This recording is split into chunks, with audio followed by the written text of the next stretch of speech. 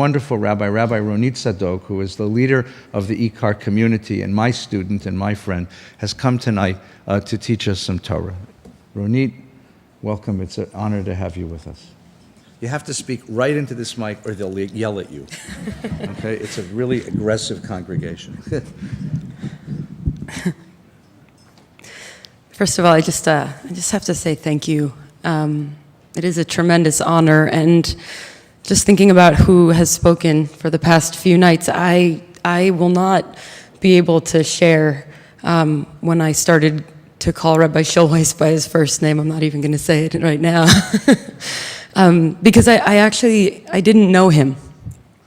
And with every story, with every sermon, I was a number of those 60,000 downloads since the weekend. With everything I read, it makes me sadder and sadder that I didn't get an opportunity to meet him. I can't think of a single teacher that I have in Los Angeles, however, who wasn't a student of Rabbi Schulweis and who hasn't had their Torah and their rabbinate informed by his teaching. And so, in a way, I stand here as the next generation, if not age-wise. He was a teacher and mentor of my teachers and mentors. And so thank you for allowing me to reflect a little on what I've heard and seen and learned. I do also have the opportunity, the blessing of spending each Shabbat with Peter and Elisa. And so Elisa kindly sat with me and shared some reflections today. And so I'd like to offer two main things. One, which Elisa shared, and one, some psukim, some verses from the prophet Jeremiah, which have been running through my mind. Jeremiah says, in the name of God, Al yitalel chacham b'chochmato, v'al yitalel hagibor b'gvurato, al yitalel ashir be'oshro.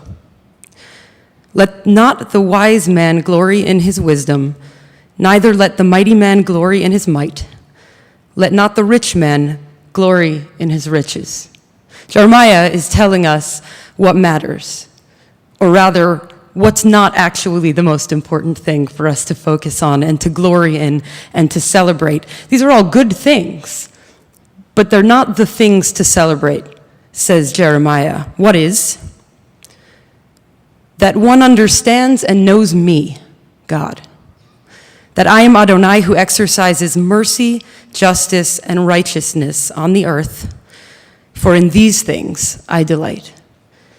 In mercy, justice, and righteousness I delight. Those are the things that should be celebrated. Those are the things that truly matter. Understanding God is knowing that ours is a God of loving kindness, justice, and righteousness who desires only that we embody those same virtues. And what does it mean to know God? I think Rabbi Schulweis had the answer.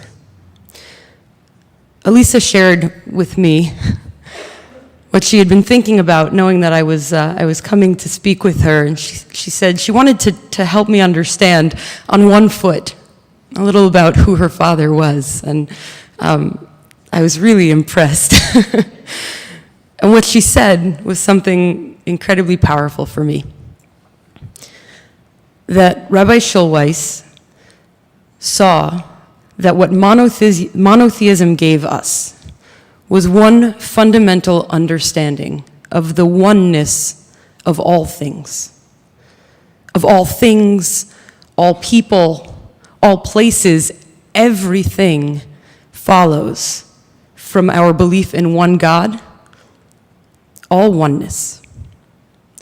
And to focus on one aspect of life, to celebrate any one particular thing, for example, wealth or strength or intellect, to focus on one thing more than another, that is the definition of idolatry.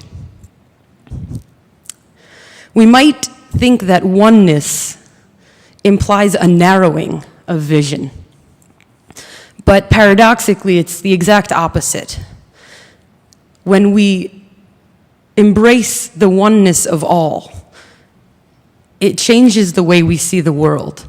It's a broadening of our vision. When we embrace the oneness of all, we realize that a child here in the valley is no different than a child in Africa, or a child in South Los Angeles, or a child anywhere else in this world, because we are all one.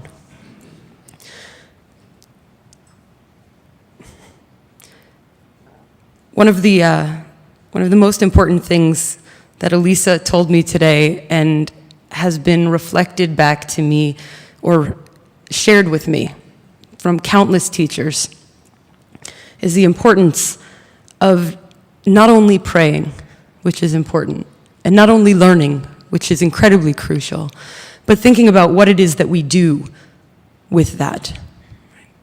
Ours is a faith of action. And I want to share with you one way in which Rabbi Schulweis has impacted me and has changed the way that I looked at the world just this week. As I was leaving work last night and thinking about tonight, which, needless to say, I was pretty nervous about,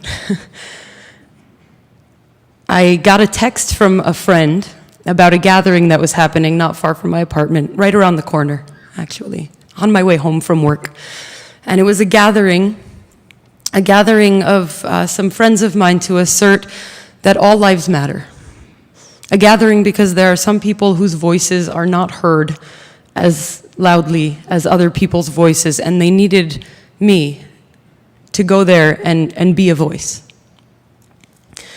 And I was thinking to myself, could I possibly come here tonight and try to speak about Rabbi Schulweis if I don't speak on behalf of those people as well? And so I went. I went because Rabbi Schulweis' teaching inspired me to go and reminded me that for all of the Torah that I might choose to teach from the Bima on any given week, for all of the words, and the words are important, a real question is, what are we going to do with it? And so I have a prayer for us tonight, because Rabbi Schulweis changed what it means to be a rabbi. And he changed what it means to be a Jew in America today. And that's a responsibility that we all have, that he has left us with. And so I pray that we, all in this room, and all the repercussions, right, and all those, the reverberative effect of the words that he has shared, and the students of his students and their students, I pray that we find the courage and the clarity and the strength to not only remember his Torah, but to do what I believe he always advocated, which is to live it as well. Zichrono livracha. We don't have the menorah, the Chanukiah tonight. Hanukkah is over. I think the rabbis made a small mistake.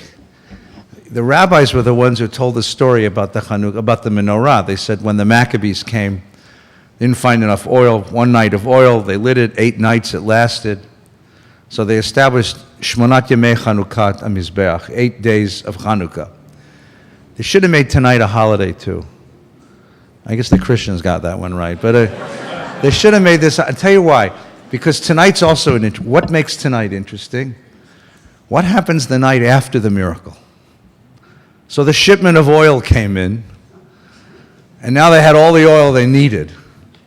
And now the priest went about lighting the menorah again, but this time in the prosaic, normal, dutiful way that priests light the light. The miracle was gone. It went back to being normal again.